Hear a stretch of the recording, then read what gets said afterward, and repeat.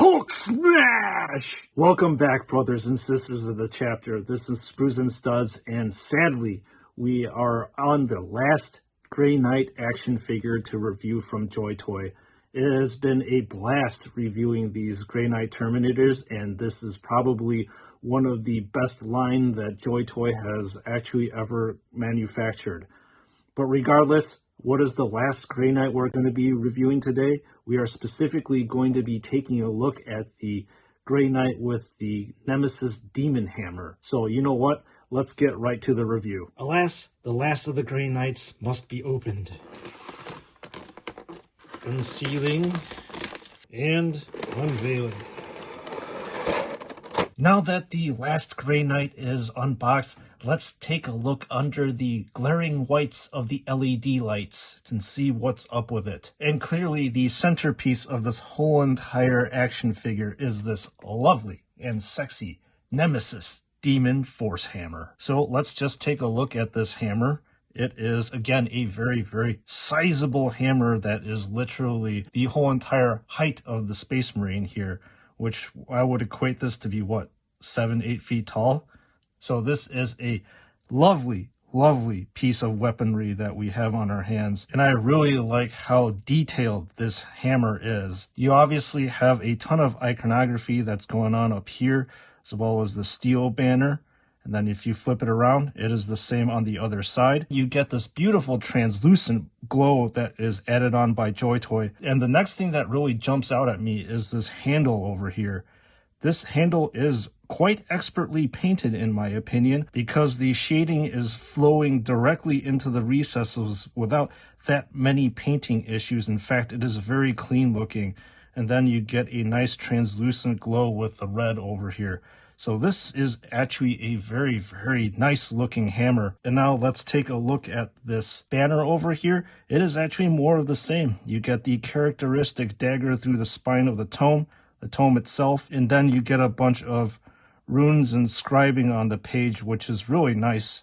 And as I commented before on the rest of the 4 other action figures, the runes are actually recessed and they are actually painted very well in there with the shading. So excellent work here. And as you flip it over here, it's a little bit messy in the back. You've got some silver bleed onto the red, and the shading is a little bit off in my opinion. And it's not going to matter, because this backside is literally going to be facing the back of a display cabinet. All right, now the accessories are reviewed. Let's just take a look at this beautiful action figure over here. And one thing I'll comment on is this beautiful secondary tone that you can see.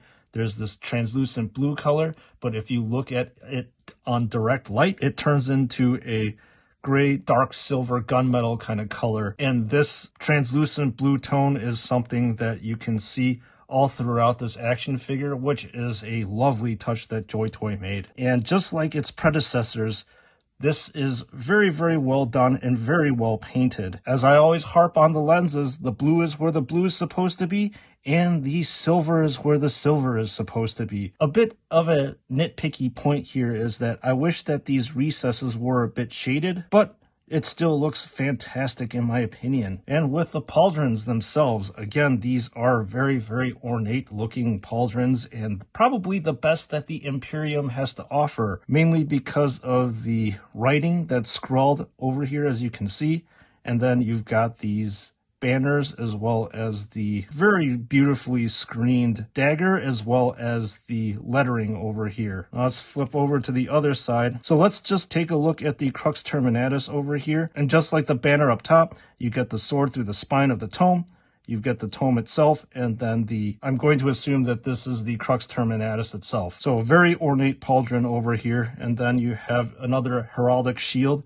This is also very cool because this is very different from all the rest of the other Grey Knight action figures, which further sets this brother apart from the rest of his brothers. So it is easily recognizable. And then looking at the chest area, obviously you have the Grey Knight insignia right here.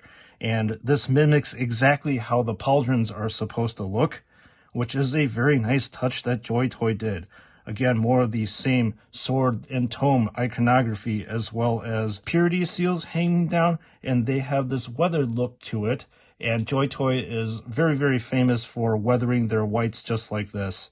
So just in case if you don't know. And taking a look at the belt area, you get some nice accessories over here. You have a grenade on the side, and then you have another tome as well as a pouch that's hanging down. It's a great touch that JoyToy has added these little accessories and details that make this thing pop compared to his brethren, and every single one of these Grey Knights are actually sporting a different kind of belt and accessories, which is really cool. So taking a look at the Stormbolter, everything is pretty much the same as his other battle brethren. You've got some highlights that are going on over here.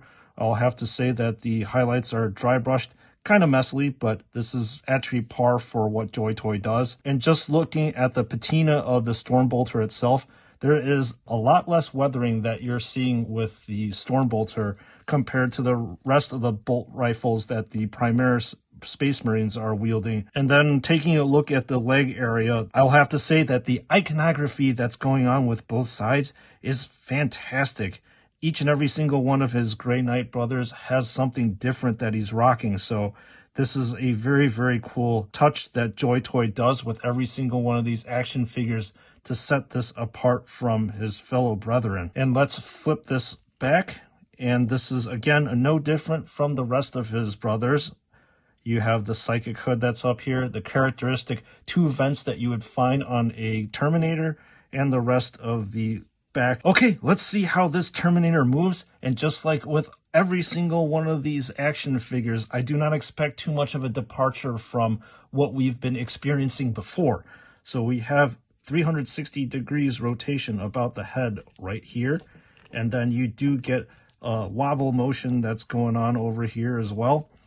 About the shoulder area, you have 360 degrees of rotation, as you can see, and then with the forearm area, you can rotate this around 360 degrees as well. With the elbow joints, there are 2. There's a joint here and a joint here. You can bend this joint in once and then bend it again further for more mobility.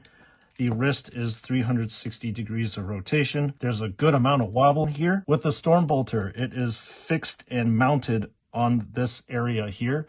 So you can actually rotate it, but unlike the Castellan Crow model, this is a fixed Stormbolter. So you've got a joint between the chest and the torso region that allows you to wobble the action figure around like this. And then about the torso to the waist area, you can rotate it around 360 degrees. And then with the leg area, you can kick this out right here, but it's blocked a little bit here. And then you can also kick it back. But if you want, you can actually rotate this thing around 360 degrees, depending if you position everything correctly, like you see over here, rotating 360 degrees. The knee joint area, there's a joint just like the wrist here and here. So you bend it in one and bend it in again twice.